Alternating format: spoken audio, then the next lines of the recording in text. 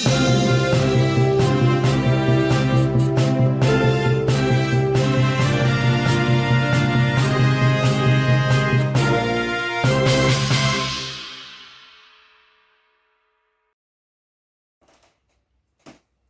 aí, meus lindos do 8º ano, bom dia! Tudo bom com vocês? Pronto para mais um dia de aula? Então, hoje a gente começa com a apostila do 2º bimestre, como eu havia falado para vocês, né? Então, a gente começa aí com o assunto sujeito e predicado, que está lá na página 39 da apostila. Então, peguem, abram, para que vocês possam acompanhar aí as explicações, ok? Depois, eu vou colocar a página, ou as páginas, melhor dizendo, do exercício, para que vocês possam desenvolver aí a fixação do assunto. E aí, durante a aula, a gente vai tirando aí as dúvidas, enfim, né? Eu vou chamando alguns alunos no particular para responder, ou vocês também podem me chamar.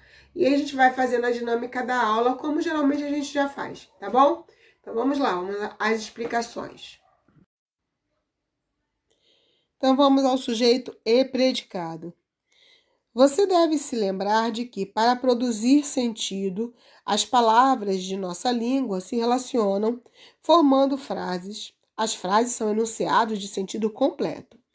Então, gente, é importante, antes da gente entrar no assunto sujeito e predicado, relembrarmos o que é frase, né?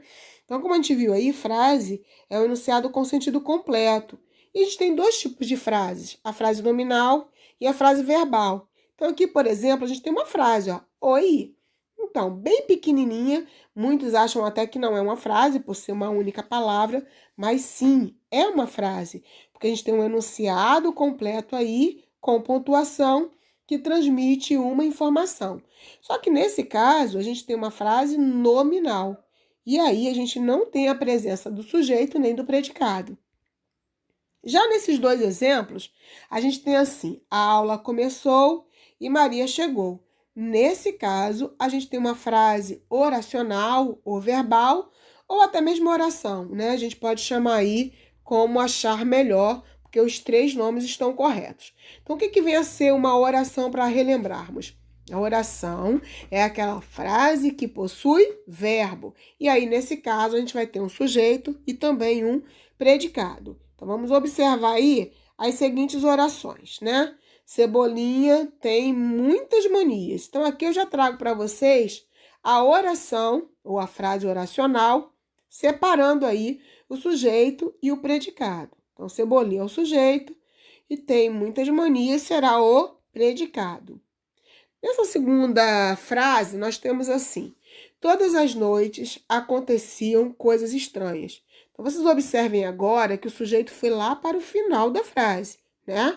Então, nós temos todas as noites aconteciam, sendo aí o predicado, e as coisas estranhas sendo o sujeito. Então, observem bem essa posição, porque nós vamos falar sobre isso aí lá na frente. Então, a oração ela é formada por dois termos que se relacionam, o sujeito e o predicado, como nós acabamos de ver. Então, quem forma aí uma oração é o sujeito e também o predicado. Então, vamos entender o que é o sujeito. Sujeito é o termo da oração do qual se afirma ou se nega algo. Então, por exemplo, João andava de bicicleta. Machado de Assis escreveu Dom Casmurro. Então, se vocês observarem, de quem eu estou falando na primeira frase? Estou falando de João. Ele andava de bicicleta. Logo, João será o sujeito da frase. E na segunda? Machado de Assis escreveu Dom Casmurro. Então, quem escreveu Dom Casmurro, né? Sobre quem eu estou falando aqui? Então, eu estou falando de Machado de Assis. Logo, ele será o nosso sujeito. E o predicado, gente? Predicado é tudo que se afirma do sujeito, se declara, enfim. Predicado é a informação que damos para o sujeito. Então, vamos observar. Alberto agiu com calma. Então, de quem eu estou falando aqui, né? Eu estou falando de Alberto. Então, já sabemos que ele é o sujeito. O que eu estou falando de Alberto? Que ele agiu com calma. Logo, agiu com calma será o predicado da frase ou da oração, ok? Caiu a prateleira da parede. Então, nós estamos falando de quem? da prateleira. Então, prateleira aqui é o sujeito. Então, o que eu estou falando da prateleira? Que ela caiu da parede. Logo, caiu da parede seria o predicado, nesse caso aqui, né, dessa oração. E o verbo, gente? O verbo sempre acompanhará o predicado e indica a ação praticada pelo sujeito. Então, vamos entender. O verbo, ele vai sempre estar dentro do predicado, na estrutura do predicado. Porém, ele vai concordar, ele vai se referir a uma ação praticada pelo sujeito aí na maioria das orações, tá? E aqui nós vamos falar um pouquinho sobre o núcleo do sujeito, que também é muito importante na hora de analisarmos. Então, o que é o núcleo do sujeito? É a palavra principal, aquela que pratica ação ou não, dependendo aí da estrutura e do contexto, mas o que é importante frisarmos? Que o núcleo é a palavra principal, ou seja, é aquela que não pode ser retirada do sujeito, porque senão a frase perde sentido, a gente fica sem uma informação completa. Quanto à posição do sujeito, eu pedi para vocês observarem lá no início, né? Tivemos exemplos aqui em que o sujeito apareceu no início da frase e outros casos em que o sujeito apareceu no final da frase. Então, isso vai determinar a ordem dos elementos. Então, a gente vai ter duas ordens, a ordem direta e a ordem indireta ou inversa. Na ordem direta, o sujeito ele vai vir antes do predicado. Então, observem aí.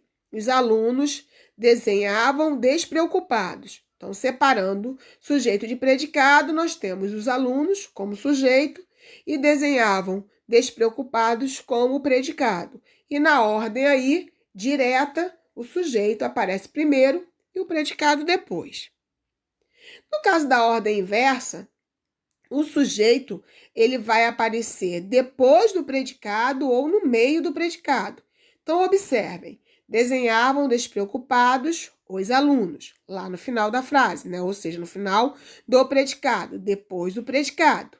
Despreocupados, os alunos desenhavam. Agora, o sujeito está no meio da frase, ou seja, no meio do predicado. Então, nesses dois casos, a ordem dos elementos aqui está considerada como ordem inversa, tá, pessoal? Então, ordem direta, o sujeito vem na frente do predicado. Ordem inversa, o sujeito vem ou depois ou no meio do predicado.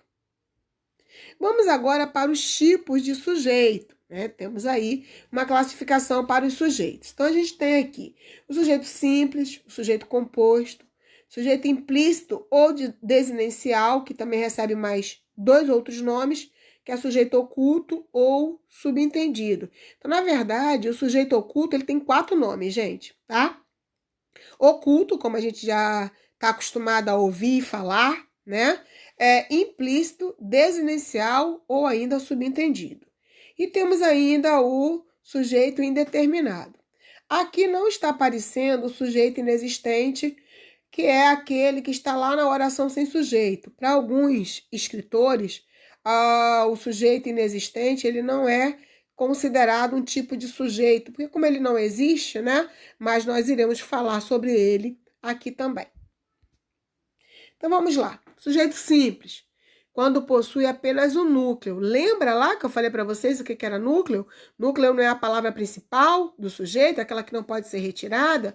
Então, quando a gente vê aí, o dia está quente, o sujeito é o dia. Nós temos duas palavras, mas apenas uma é principal, que no caso é dia, sendo aí o núcleo. Observe que se eu tirar dia, vai ficar o está quente. E aí vocês lembram que a gente perde o sentido da frase? Por isso que o núcleo é a palavra principal, ok? E aí, nesse caso, nós só temos um núcleo. E faz com que o sujeito, dessa forma, seja sujeito simples, ok? Seja. Bem, vamos então ao um cronogramazinho aqui para que vocês possam ir memorizando, tá? Então, o sujeito simples é aquele que possui apenas um núcleo. Vamos para o sujeito composto. Então, o sujeito composto ele vai possuir 2 ou mais núcleos. Então, a gente tem aí cartazes, filmes e fotografias, também são meios de comunicação. Então, quem é o sujeito aí? cartazes, filmes e fotografias. Aqui nós temos 3 núcleos. A gente não pode tirar cartazes, a gente não pode tirar filmes, a gente não pode tirar fotografias. As 3 palavras aí são importantes para o entendimento da frase. Logo, nós temos 3 núcleos. Se a gente tem 3 núcleos, o sujeito aqui é composto. Voltando para o nosso esquema, então, sujeito simples possui apenas um núcleo. Sujeito composto possui 2 ou mais núcleos. Vamos para o sujeito implícito, oculto ou desinencial, ou ainda, lembrando, subentendido. Então, são 4 nomes aí para o mesmo sujeito, ok?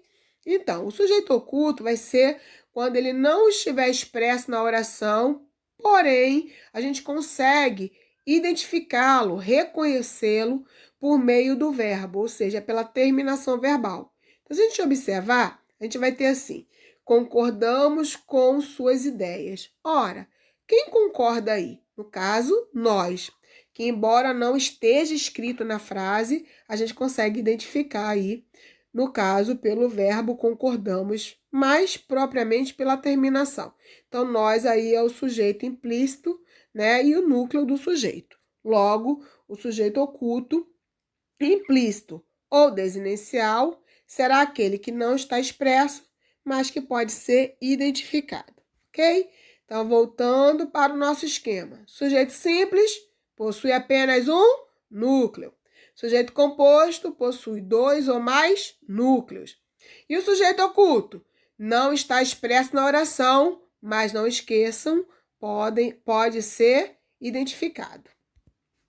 E o sujeito indeterminado? Então, o sujeito indeterminado é quando não está expresso na oração, ou seja, ele não vem escrito, e também ele não pode ser determinado sobre quem recai a informação. Então, ele é muito parecido até com o sujeito oculto, pessoal, porque da mesma forma como o sujeito oculto, ele também não vem expresso, ele não vem escrito na oração. A diferença é que no sujeito oculto eu consigo identificar sobre quem recai a ação pela terminação do verbo. No caso do sujeito indeterminado, isso não é possível. E no caso aí, a gente vai ter 2 formações, né? É possível o sujeito indeterminado através do verbo sendo empregado na terceira pessoa do plural ou na terceira pessoa do singular acompanhado do pronome se. Mas vamos aqui nos concentrarmos primeiramente no verbo colocado na terceira pessoa do plural. Então, nós temos assim: mandaram os acidentados para o hospital. Então, a gente tem o verbo na terceira pessoa do plural. A pergunta é: quem mandou? A gente consegue identificar quem praticou a ação de mandar os acidentados para o hospital?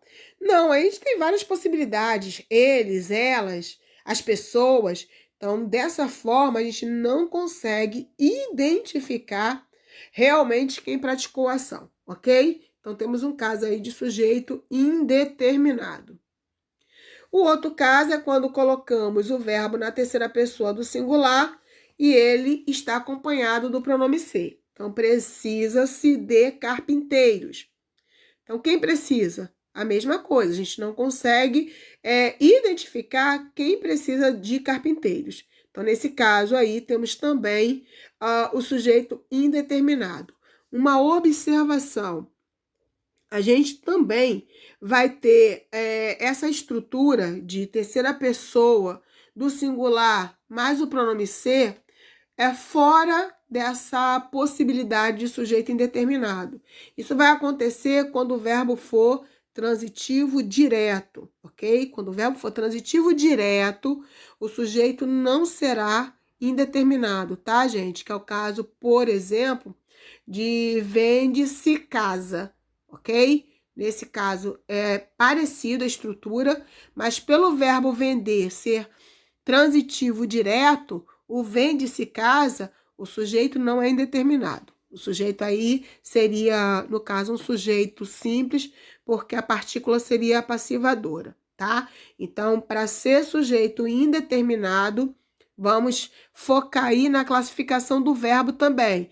Então, relembrar as transitividades verbais que vocês já estudaram, com certeza. Então, verbo transitivo direto, verbo transitivo indireto. Então, o sujeito só será indeterminado se o verbo, na terceira pessoa do singular, acompanhado da partícula ser ou do pronome ser, ele tem que ser verbo transitivo indireto, que é o caso do nosso exemplo, verbo intransitivo ou verbo de ligação, tá? Então, fica essa observaçãozinha aí. Se for verbo transitivo direto, não é sujeito indeterminado, tá bom? Então, vamos ao nosso esquema. Sujeito simples possui apenas um núcleo. Sujeito composto possui 2 ou mais núcleos. Sujeito oculto não está expresso na oração, mas pode ser identificado.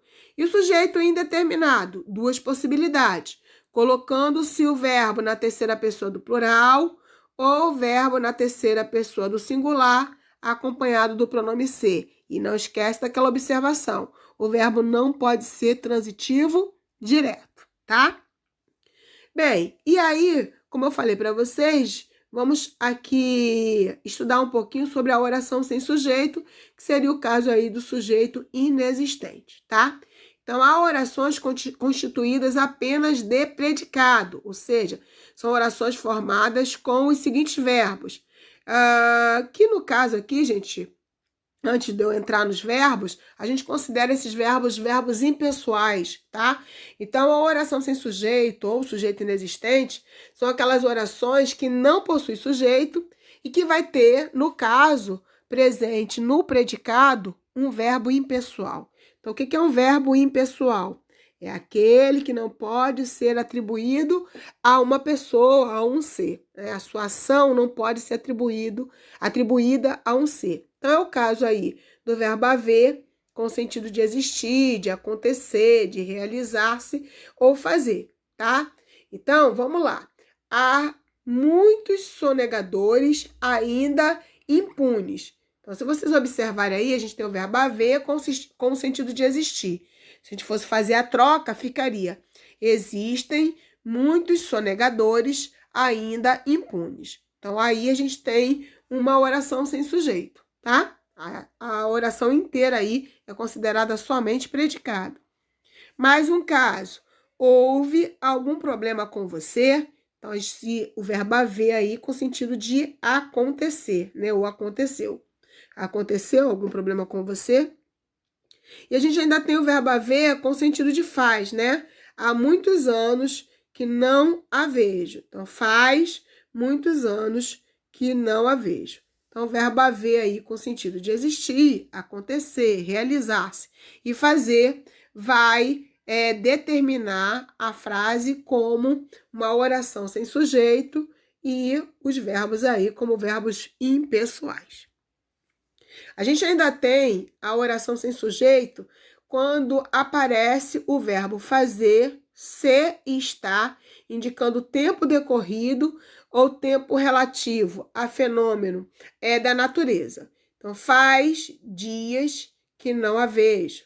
Era cedo quando ele chegou, ou estava um dia chuvoso. Então, você tem aí o faz, indicando o tempo decorrido, né? E a gente tem aí o ser e o estava, indicando aí um fenômeno natural. Então, nesses casos, as orações também são orações sem sujeito, tá? Então, fiquem atentos aí a essas questões. A gente ainda tem um terceiro caso, tá? Que é para os verbos que exprimem somente fenômeno da natureza, como nevar, chover, ventar, trovejar, relampejar, enfim, etc. aí, tá? Então, choveu muito ontem, anoiteceu devagar. Então, todo fenômeno natural, a gente não pode atribuir a um ser, logo, são verbos impessoais, e por esse motivo, a gente tem aí uma oração sem sujeito, ou alguns dizem que o sujeito é inexistente, tá? Então, fiquem atentos a estes 3 casos. Então, vamos voltar ao nosso esquema agora, completo? Então, sujeito simples possui apenas um núcleo. Sujeito composto possui 2 ou mais núcleos. Sujeito oculto não está expresso, melhor dizendo, na oração, mas pode ser identificado pelo verbo. O sujeito indeterminado, duas formas, colocando o verbo na terceira pessoa do plural ou colocando o verbo na terceira pessoa do singular, acompanhado do pronome ser, e não pode ser também verbo transitivo direto. E a oração sem sujeito? Três possibilidades. O verbo haver com o sentido de existir, acontecer, realizar-se e fazer. Com o verbo fazer, ser, estar, quando indica um tempo transitório ou decorrido. E no caso de verbos que exprimem aí os fenômenos da natureza. Então, tem um esqueminha aí para vocês não esquecerem, tá bom? Bem, agora vamos para o predicado, gente. Então, lembrando, predicado, né? Como já vimos, é o termo da oração que contém o verbo, ou seja, é o que fala, né? O que declara algo sobre o sujeito, né? Então, a gente já viu aqui, que foi o caso da oração sem sujeito, que embora sujeito e predicado sejam termos essenciais da oração, é possível termos oração somente com predicado, né? Bem, então vamos lá. Temos três tipos de predicado, já aqui esquematizando para vocês. A gente tem o predicado verbal, o predicado nominal e o predicado verbo nominal, tá? Então, o predicado verbal, o núcleo é um verbo significativo, gente, ou seja, é um verbo transitivo, verbo intransitivo. Então, não esqueçam disso. É muito importante para esse assunto vocês lembrarem da classificação dos verbos, ok? Então, verbo significativo, né? Nós temos dois grupos, que são os verbos transitivos, transitivo direto e transitivo indireto, e os verbos intransitivos, ok? Quando a gente tiver esses dois grupos, o predicado será verbal. Então, você vê aí, ó, mamãe saiu. Ora, saiu é um verbo intransitivo, portanto, um verbo significativo. Então, esse saiu aí é um predicado verbal. Nominal, o núcleo é o predicativo. A gente vai ver isso quando eu trouxer mais exemplos para vocês. Então, no predicado nominal, a gente vai ter um verbo de ligação, né? Não vai ser um verbo significativo, e um predicativo, que é uma qualidade que a gente dá aí para o sujeito, tá? E no predicado verbo nominal, ele vai ter dois núcleos. Ele vai ter um verbo significativo e também um predicativo. Então, quando a gente fala mamãe saiu contente, a gente viu lá em cima, que saiu é um verbo intransitivo, logo é um verbo significativo, e contente aí é o predicativo de mamãe, é a característica de mamãe, tá? Mas vamos ver isso aí de uma forma mais detalhada. Então, vamos ao predicado verbal. Vamos analisar aí alguns outros exemplos, né? Então, já vimos que o predicado verbal é aquele que informa uma ação, porque ele tem um verbo significativo. Então, os operários lutam por melhores salários. Então, o núcleo aí do predicado é o verbo, ok? Então, a gente tem aí, os operários lutam. Lutam por quê? Por melhores salários. A gente tem um verbo transitivo indireto, e aí, nesse caso, o verbo, ou melhor, o predicado é verbal. Então, esquematizando também, para vocês não esquecerem, predicado verbal é aquele que informa uma ação, ou seja, tem um verbo significativo. No predicado nominal, então é aquele que informa o estado do sujeito, gente, ou seja, a característica do sujeito. Então, nesse predicado, o verbo é de ligação. Por que o verbo é de ligação? Porque ele só vai estar aí ligando o sujeito à sua característica. Então, se a gente observar aqui, a gente tem Zezinho estava feliz. Se eu retirar o verbo aí estava, que é de ligação, eu continuo ainda entendendo a frase, ó. Zezinho feliz. Então, o verbo aí, ele só está ligando, o objetivo dele é só ligar o sujeito a uma característica que recebe o nome de predicativo, tá? Então, no caso, o núcleo do predicado nominal é a palavra que indica a característica do sujeito contida no predicado, lembrando que essa palavra a gente chama de predicativo. Não esqueçam e não confundam, tá bom? Vamos ver aí mais um exemplo. Aquelas esculturas eram valiosas. Então, o sujeito aquelas esculturas, a gente tem um era aí, eram, que é o verbo de ligação, e valiosas aí, que é o núcleo do sujeito, né? Ou seja, é o núcleo do predicado, perdão, é o núcleo do predicado sendo o predicativo, fazendo uma referência ao sujeito. Tá bom, gente? E aí, confirmando e trazendo um pouco mais de informação para vocês sobre o predicativo do sujeito. Então, como eu já falei, é o termo que atribui característica ao sujeito por meio de um verbo, né? Ou seja, todo predicado constituído com verbo de ligação mais um predicativo do sujeito vai ser considerado um predicado nominal, ok? Então, mais o exemplo, né? Na verdade, utilizando o exemplo que eu dei lá anteriormente, aquelas esculturas eram valiosas. Então, vocês observem aí que o predicado é nominal, porque o verbo é de ligação, e a gente tem um predicativo do sujeito aí como núcleo do predicado, tá bom?